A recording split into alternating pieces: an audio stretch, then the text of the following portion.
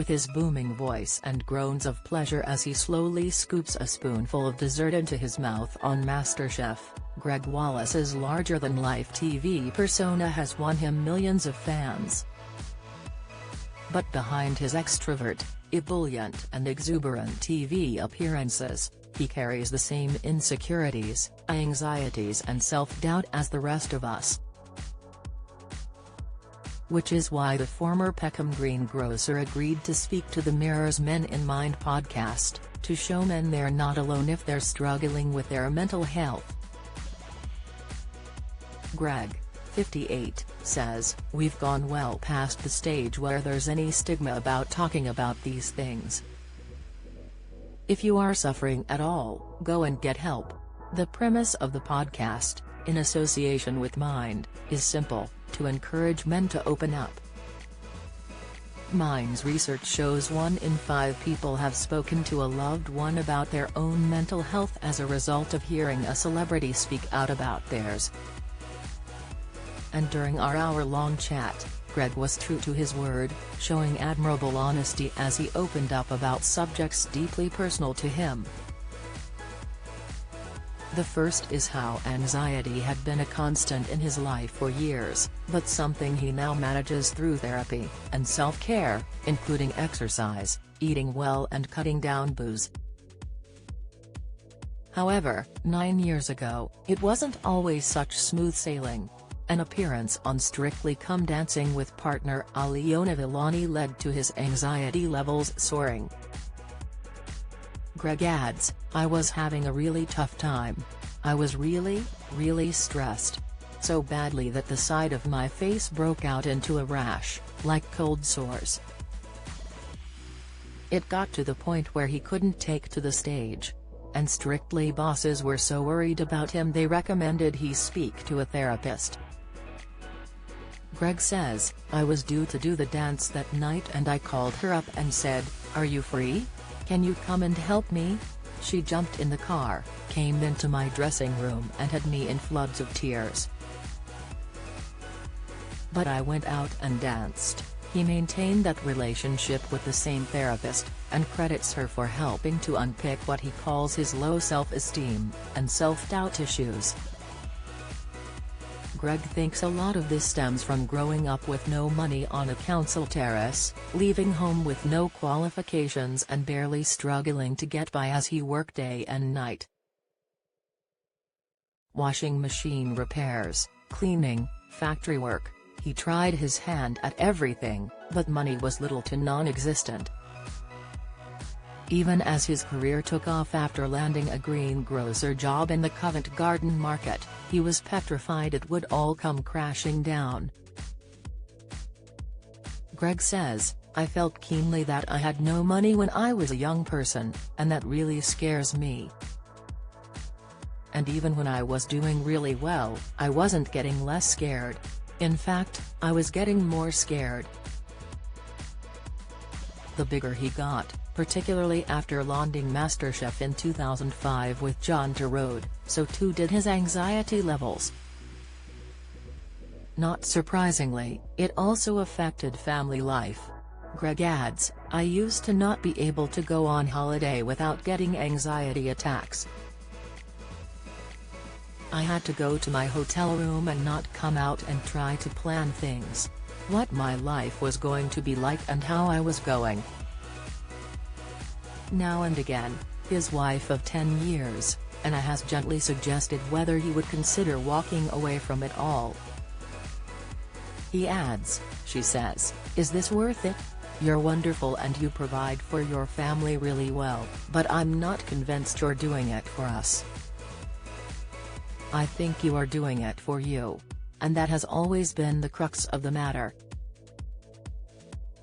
Because no matter how periodically stressful Gregg has found life, his ambition still burns bright. He says, "Anna says I'll reach the point I am going to calm down and then that'll just be a springboard to the next thing."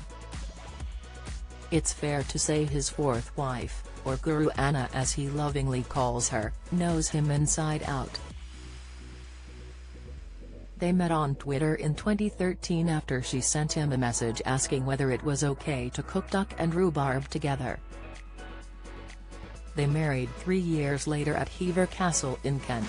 His face lights up talking about her. As if on cue, she texts us just to say how much she loves him. Gregg adds, "I feel like I've got the golden ticket, the Willy Wonka golden ticket."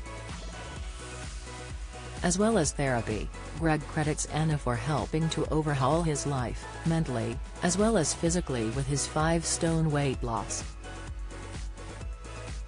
She is an integral part of his healthy lifestyle company, Gregg Wallace Health, which features 500 of her filmed recipes. Gregg says with a chuckle, "What we need to do now is make her a judge on MasterChef."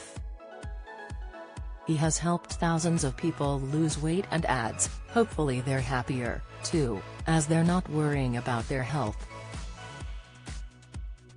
Anna also encouraged him to cut back on booze. He says, "I love a drink, especially at the rugby, but the difference is I'm probably now drinking 15% of what I used to." They make quite the team, and they have to, as parents to Sid, 4, who is non-verbal autistic. Gregg says, "I love him dearly, he's a happy, cuddly, bouncy little boy. But it's challenging, and he worries about the future, another reason why he embraced a healthy lifestyle." He adds, "The only fear for me is that I'm so much older. And when I'm not there, I hate the thought of Anna struggling with an autistic son and not being able to cope." That concern aside, Gregg's happiness is plain to see. But with 3 failed marriages behind him, it's been a long road to get here, and his last marriage to Heidi Brown in 2010 lasted only 15 months. He hated the loneliness of single life, as bad habits invariably crept in. Gregg says, "I really started drinking. That's when the weight started piling on. That's when I got really, really unhappy. Some of the loneliest times, however, were spent as an only child growing up in South London," he says. "It was a childhood blighted by the shadow of abuse. At 8 he was sexually assaulted by their babysitter's husband." Gregg says, "I didn't tell anybody at the time, but I did tell my mum when I was older, but she didn't really seem to want to know." He still vividly remembers the abuse all these years later. Gregg adds, "I can see me as a young boy and I can see him and I can smell him. It wasn't nice. I don't know how that affected me. I've never brought that up in therapy, so I've got no idea. But he would touch me and get me to touch him and kiss me as well. It was quite a horrendous situation for a young boy." And as our time draws to a close, you can't help but be moved by Gregg's candor, and his refusal to ever duck a question, however difficult. And rather like the reason for opening up about his mental health for the podcast, he sees speaking about his experience all those years ago as an opportunity to help others. Gregg says, "If by chance a young person is listening to this, it's not your fault.